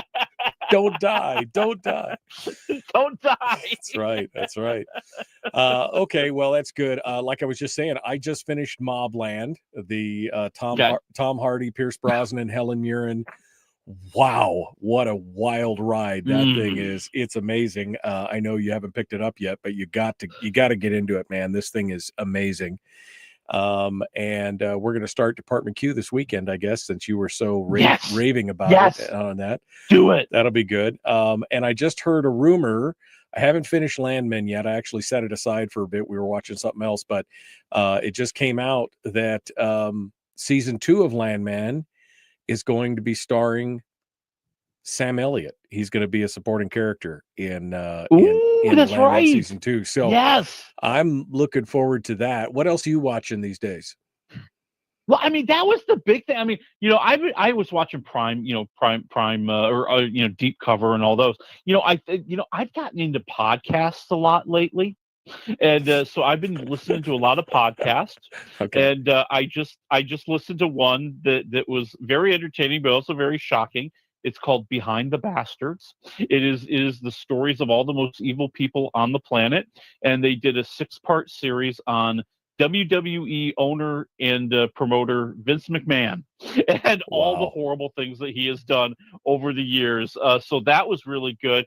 What was the other one? I'm going to look up the other one that I was listening to. Very cool. It was about a murder that happened in Washington, D.C. back in 1964. It's called Murder on the Towpath. And it's an artist, a divorcee, who is murdered in Georgetown. And it turns out she's got a lot of high-powered ties in the government, including they found out she might have been fooling around with President Kennedy before he was assassinated. Who wasn't? And of course, and so, but this then becomes the story of, well, who is the killer? Did the person they arrest, is he really guilty? They go into the court case. They go into a lot of the things that were going on behind the scenes. They go into her involvement with the CIA, and I'm like, oh my God, this is like a conspiracy dream. Wow. Well, and I hate to break it to you, but you know that there's no jobs out there for podcast critics, right? So you got to be. Yeah, right. But it's been fun. I'm starting to really enjoy the storytelling. Yeah. No, it is good storytelling. That is it for sure. All right. Well, we got Superman on July the 11th. What else is coming up in the next week or so? What are we? Well, next week, we've got the Elio movie, which is the big Disney animated film, and 28 years later, yes, the sequel. To 28 days later, yes, it's going to be scary. It's going to be scary. I hate fast zombies. Okay, that's all I'm saying. Slow shufflers, I can deal with it. But boy, the first time we watched 28 Days Later, it was like, oh my God, that was some of the most terrifying zombies you've ever seen. So, yeah. Well, and I let's face it, if the zombies are going to take over the planet, I would think they're going to have to move fast. I mean, if we can always get away, then again, we've had pandemics where people weren't exactly chasing us and it spread. So I don't know. Yeah, we'll have to see. All right, well, that's it for us then. Willie, thank you so much, my friend. It's good to talk with you. We'll see you next week. All right, see you then. All right, folks, that's it for me. I got stuff to do, and then we're off for the weekend. We will see you guys bright and early Monday morning. Sarah Montalbano on Monday. I forgot to mention that earlier. Okay, all right, that's fine. Or did I? I can't even remember now. All right, we'll see you guys next week. Have a good weekend.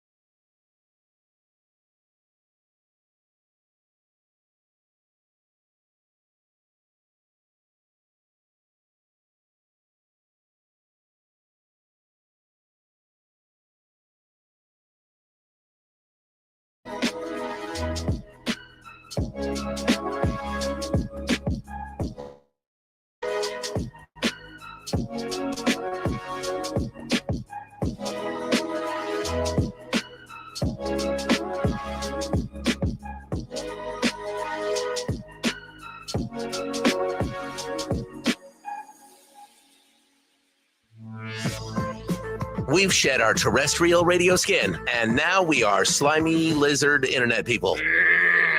It's the Michael Duke Show.